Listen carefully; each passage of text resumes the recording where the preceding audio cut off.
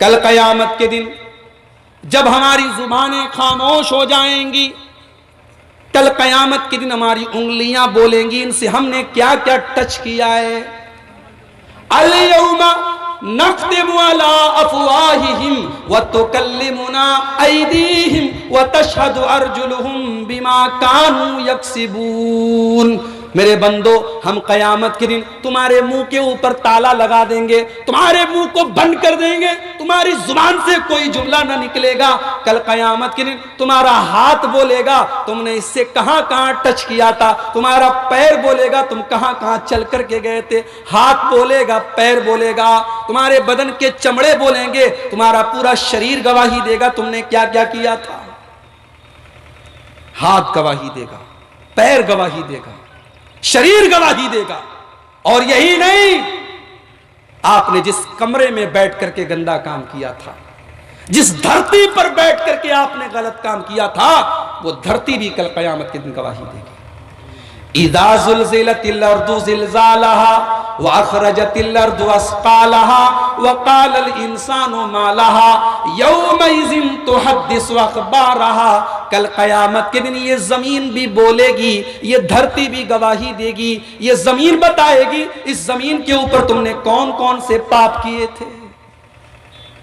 हम तो बड़े खुश हैं, हम तो माशाअल्लाह पांचों टाइम के नमाजी हैं, हम तो माशाअल्लाह हाजी भी हैं, हमने हज भी किया है, हमने उम्रा भी कर लिया है, हम तो पांचों टाइम की नमाज भी पढ़ते हैं। हाजी साहब जरा अपना मोबाइल दीजिए। अरे नहीं नहीं मौली साहब, मोबाइल नहीं दे सकता। क्यों? क्योंकि मोबाइल वो जानता है जो मैं नहीं जानता। इंसान के बारे में आज के दौर में जितना उसका मोबाइल जानता है कोई नहीं जानता। मोबाइल सब बता देता, हमारी हिस्ट्री बता देता है, हमने क्या क्या देखा है, यूट्यूब पर क्या क्या देखा है, फेसबुक पर क्या क्या देखा है, इंटरनेट पर क्या क्या देखा है। मोबाइल तो पूरा गवाही दे देता है। मोबाइल, हाजी साहब भी मोबाइल के अंदर गंदी चीजें देख रहे हैं, हाफिज जी भी देख रहे हैं, लंबी लंबी दाढ़ी वाला भी देख रहा है। अब तो सब आसान हो गया, जियो का रिचार्ज करा लिया 180 रुपये का, अब इंटरनेट 2-2 GB 1-1 GB मिल रहा है, अब उसको खर्च करना है। अब हमारी मर्जी, हम जो चाहे देखें। रात का टाइम है, अकेले बैठे हुए कमरे में कौन देख रहा है। हमारे हज बर्बाद हो जाएंगे मेरे भाइयों, हमारे उम्रे बर्बाद हो जाएंगे। एक हदीस आपको सुनाने जा रहा हूं, जरा दिल को थाम करके ये हदीस सुनिएगा। अगर आपको अपनी नेकियों की चिंता है, अगर आपको अपने हज की चिंता है, अगर आपको अपने नमाज और रोजे की चिंता है, तो जरा इस हदीस को गौर से सुनिएगा। अल्लाह के नबी फरमाते हैं,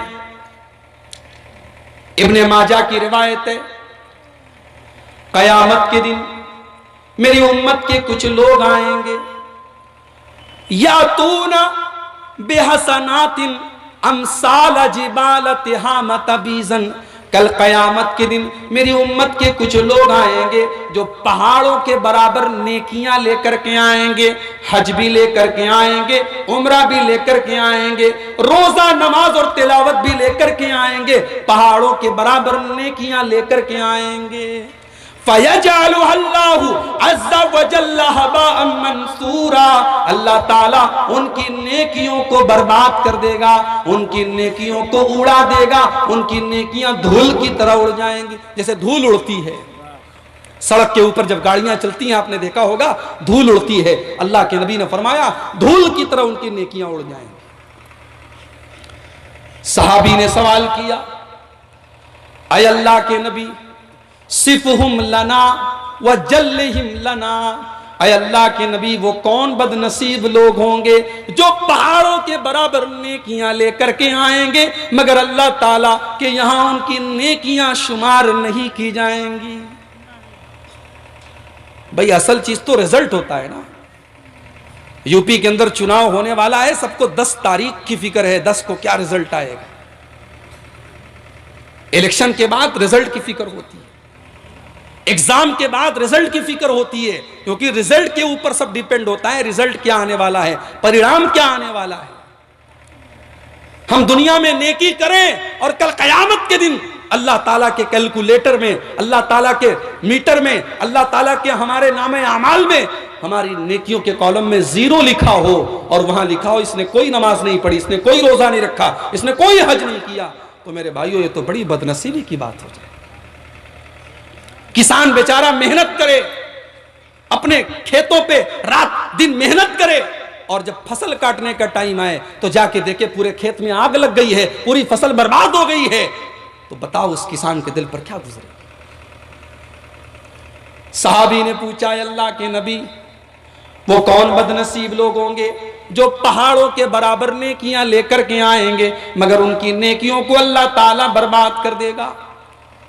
आपने फरमाया, अमा इन्नहुम इख्वानुकुम व मिन जिल्दतिकुम, ऐ मेरे सहाबा, वो तुम्हारे ही भाई होंगे, वो तुम्हारे ही जैसे लोग होंगे। यो सल्लून कमा तो सल्लून, वो तुम्हारी तरह नमाज पढ़ेंगे, वो तुम्हारी तरह रोजा रखेंगे, वो तुम्हारी तरह रातों में इबादत भी करेंगे।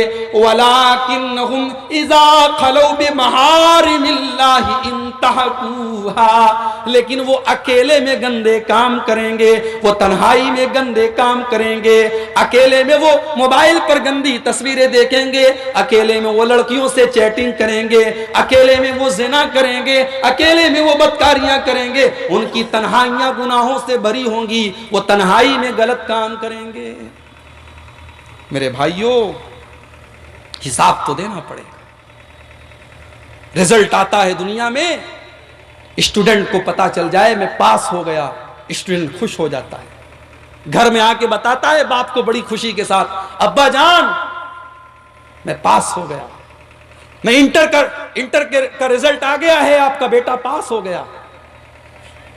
बच्ची आती है बाप से कहती है खुश होकर के, अब्बा जान मैं पास हो गई। खुशी होती है भाई, कामयाबी की खुशी होती है। एक लड़के का रिजल्ट आने वाला था, अब वो बाप से डरता भी था कि अगर मैं फेल हो गया तो मेरा बाप बहुत मारेगा मुझको। तो वो अपने दोस्त से बोला कि यार तू जा और तू कॉलेज में जाकर के पता कर कि मैं कितने सब्जेक्ट में फेल हूं और कितने सब्जेक्ट में पास हूं। अगर मैं एक सब्जेक्ट में फेल हूं और तुम आना मेरे पास, अगर मेरे वालिद साहब, मेरे अब्बू जान अगर बैठे होंगे, मेरे पिताजी अगर बैठे होंगे, तो तुम ये मत कहना कि मैं फेल हो गया हूं। अगर मैं एक सब्जेक्ट में फेल हूं तो तुम ये कहना कि एक मुसलमान भाई ने आपको सलाम कहा है। अगर 2 सब्जेक्ट में फेल हूं तो कहना कि 2 मुसलमान भाई ने सलाम कहा है, मैं समझ जाऊंगा कि मैं कितने सब्जेक्ट में फेल हूं। दोस्त गया, रिजल्ट देख के आया तो इसका बाप बैठा था, कहा रे यार पूरी उम्मत ने तुझे सलाम भेजा है। समझ रहे हैं, पूरी उम्मत ने तुझे सलाम भेजा है, यानी सारे सब्जेक्ट में तू फेल हो गया है। तो फेल होने की उदासी और पास होने की खुशी स्टूडेंट जानते हैं। इलेक्शन में रिजल्ट आएगा, जो जीतेंगे वो खुशियां मनाएंगे, जो हारेंगे वो अफसोस करेंगे, दुनिया का दस्तूर है। एक रिजल्ट वो भी होगा जो कयामत के दिन आएगा। वो जब रिजल्ट मिलेगा मेरे भाइयों, तो पास होने वालों की खुशी कैसी होगी और फेल होने वालों का दर्द कैसा होगा, आइए जरा उसका नक्शा आपके सामने खींच देता हूं। और मैं क्या खींचूंगा, अल्लाह ने खींचा है अपने कुरान के अंदर।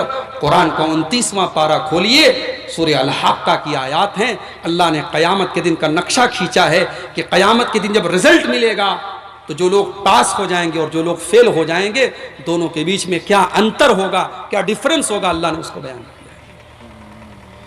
यौमइज़िन तुरज़ून ला तख़फ़ा मिनकुम ख़ाफ़िया, कल कयामत के दिन जब तुम अल्लाह की बारगाह में पेश किए जाओगे तो तुम्हारी कोई चीज छुपी हुई नहीं होगी, तुम कोई चीज छुपा नहीं पाओगे।